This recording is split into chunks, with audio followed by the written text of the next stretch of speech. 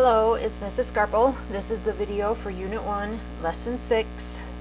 I'm not covering the bulk of the activity in this video for Lesson 6, and that's because the activity really was hands-on.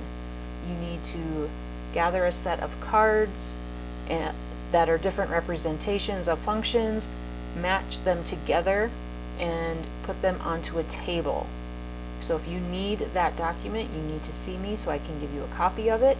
You can check the matches by checking the notes that I have posted in the notes folder on Schoology. The learning focus of this lesson is to determine if a relation is linear, exponential, quadratic, or some other kind of function, to determine the type of growth and key features of the function, and what characteristics of each representation make it easy to identify the type. Takeaways: the range for a quadratic function includes all values greater than the minimum or all values less than the maximum, and the intervals for increasing and decreasing are on either side of the minimum or maximum. I want to point out that range is the set of y values. Intervals, we're talking x values.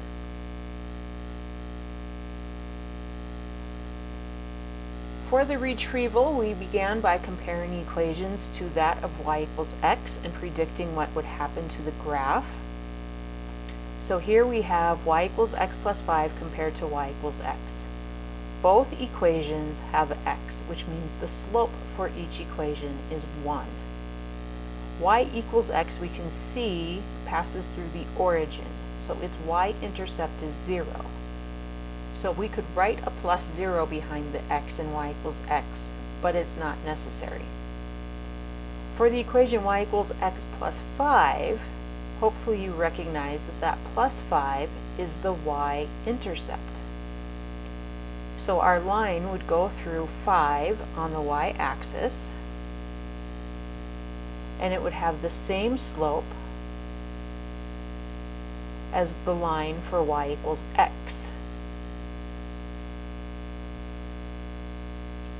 So if we want to describe this, we can say that the equation for y equals x plus 5 shifts up 5 units.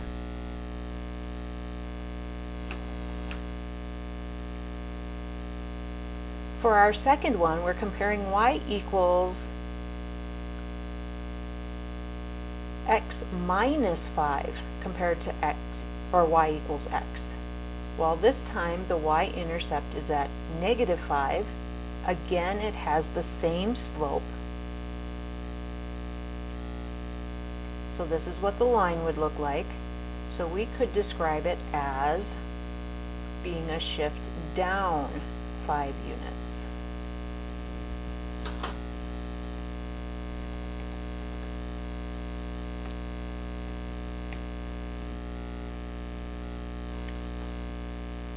But what happens if it isn't the y-intercept that changes?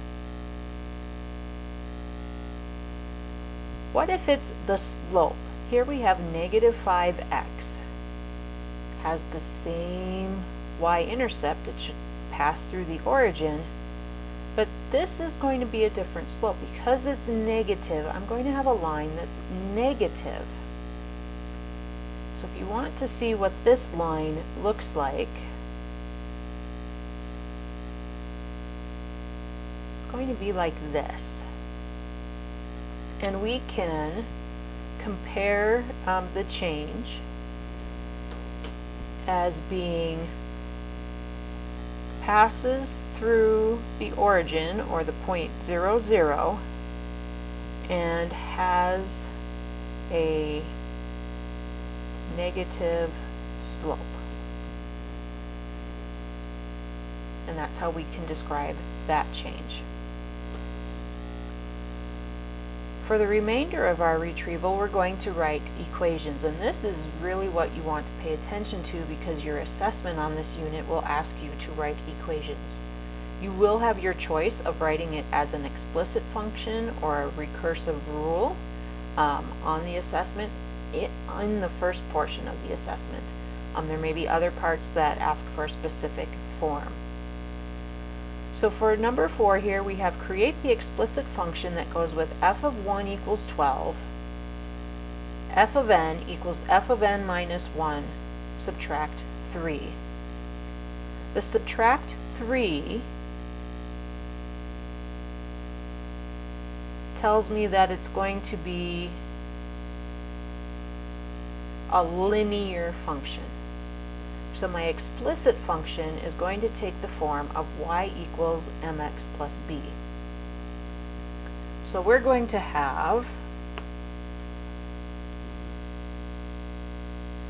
an equation that looks like f of x equals that minus 3 that's going to happen over and over and over again is the rate of change.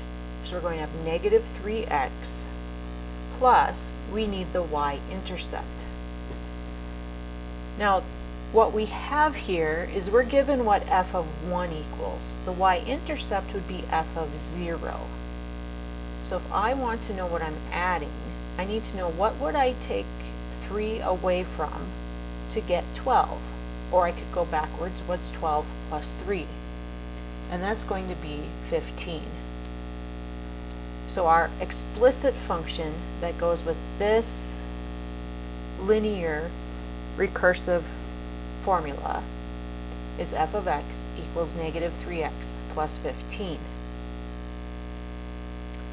For number 5, we're writing the recursive rule that represents g of x equals 5 times 2 to the x.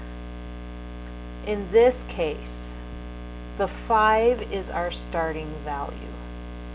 So we can write that f of 0 equals 5, f of x equals, actually I'm not going to do that f of x minus 1 just yet, because what we have happening here is we're multiplying by 2 over and over and over again. This is an exponential function. So I'm going to have 2 times, and I'll come back and put a multiplication dot there, f of x minus 1. So we're taking 2 times the previous term to get our function.